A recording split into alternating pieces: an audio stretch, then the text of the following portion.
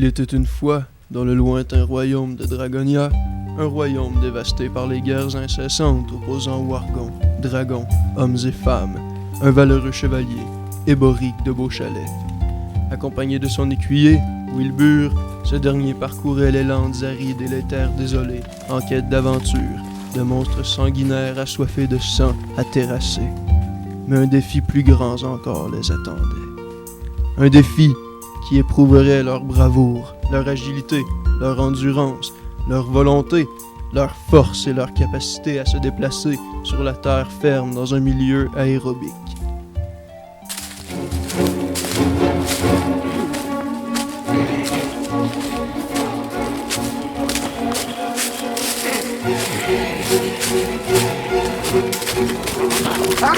Qui va là? C'est moi, l'ermite de la forêt maudite. Prenez garde, valeureux chevalier, car vous pénétrez désormais sur le territoire du terrible Wargon. Les oracles avaient prédit votre venue.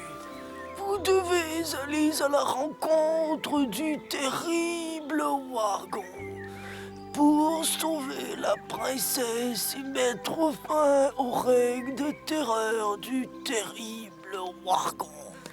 Le Wargon? Qui était-ce, maître? Un ermite. Attends-nous. Allons à Dragon Bridge. Bien, maître. Le valeureux chevalier Éboric de Beauchalet et son écuyer Wilbur font route vers Dragon Bridge, n'ayant aucune idée des dangers qui les guettent.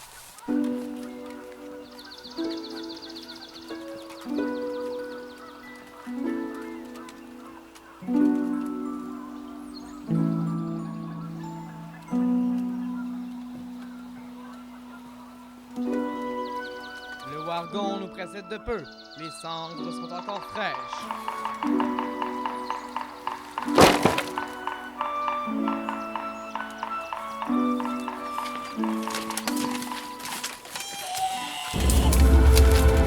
Oh, Oliver Chevalier, je suis le paysan.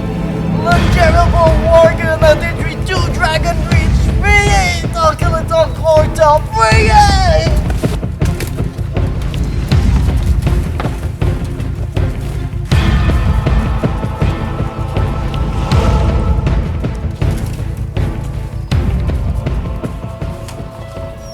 Traversant la forêt maudite de part en part, le valeureux chevalier Éboric de Beauchalet et son écuyer Wilbur font route vers Dragontown. Ayant désormais constaté comment le terrible Wargon terrorisait et opprimait la populace de la forêt maudite, ils avaient la ferme intention de mettre fin au règne du dit Wargon. Arrivant à Dragontown, le valeureux chevalier Éboric de Beauchalet et son écuyer Wilbur se retrouvaient devant les portes inquiétantes de la ville.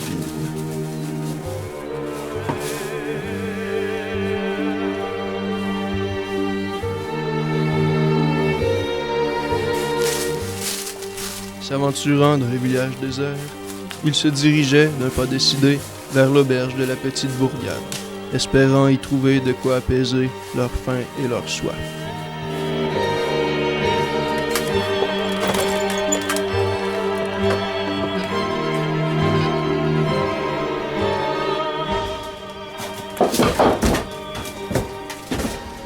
Oh, valeureux chevalier, puis-je vous servir quelque chose en ces temps troublés?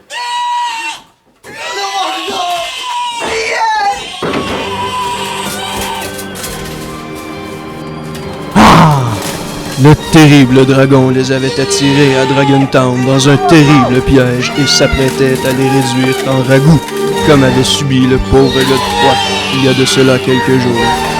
Écoutant que son courage, le valeureux chevalier s'élança à la rencontre du terrible Wargon, sachant qu'une mort certaine l'attendait.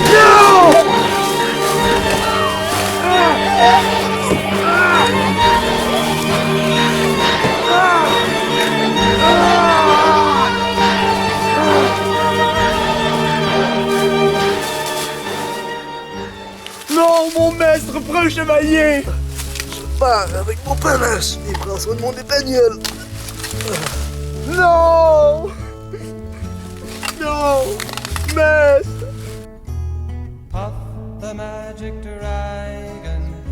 La princesse, libérée du charme qui la retenait prisonnière du corps du terrible Wargon, se maria finalement avec l'écuyer Wilbur, son sauveur, avec lequel elle eut très peu d'enfants. Strings and sealing wax and other fancy stuff. Oh, Puff the magic dragon lived by the sea and frolicked in the autumn mist in a land called Honolulu. Puff the magic dragon lived by the sea and frolicked in the autumn mist in a land called Honolulu. Together they would travel on a boat with billowed sail. Jackie kept a lookout perched on Puff's gigantic tail. Noble kings and princes would bow. Mon sauveur!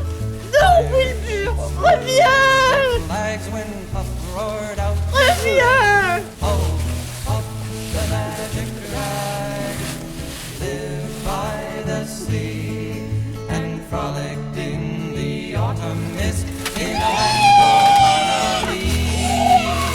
Puff the magic dragon lived by the sea and frolicked in the autumn mist in a land called Honolulu.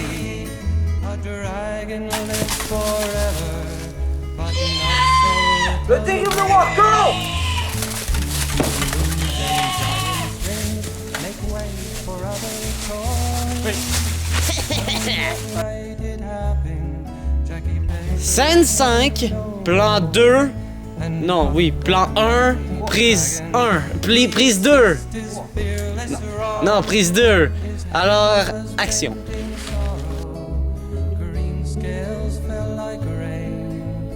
Puff no longer went to play along the cherry lane without his lifelong friend.